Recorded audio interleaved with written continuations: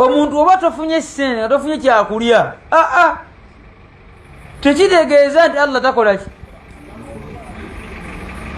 olaba omubaka Muhammad sallam yamalako emyezi 3 mu nyumba nga temulimu kakola ki.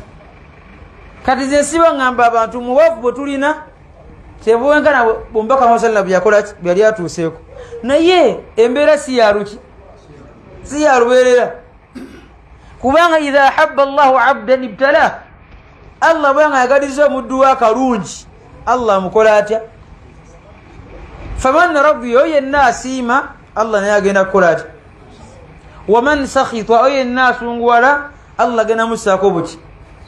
togenda mu lo togenda mu riba gumiikiriza kubanga ekituleese okubeera nga tuyingira mu mazambi lwabutakola ki lwatogumiikiriza.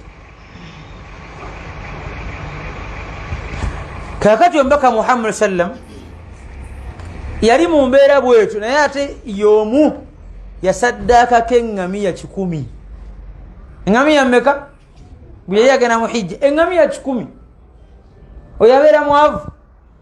ne bagamba bugambi wano nti omusajja atusaddaakidde ku yidi ente 5 kiba kitya. omusajja akutte ente mmeka ku Eidul Adha naziwa abasiraamu ku muzikiti gwa wano bali ekanyama enti just 5 yaba ayogerwako. naye omusajja yasadda ngamiya 10 sinte kitegeeza embeera si yaluki si yaluberera. inna ma'a al-usri yusra. buli obeera mu mbeera eyakaki eyakanyigo lindi yate kaki kaserengetu lindira bwangu.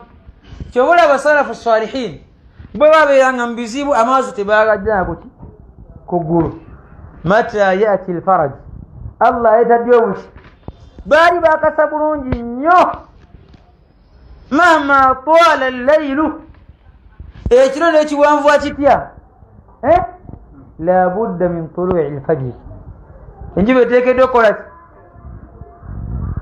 wadde embeera ebanyiza etya akaserengeto Allah agenda akakola atya. isuna ya Allah y'obulamu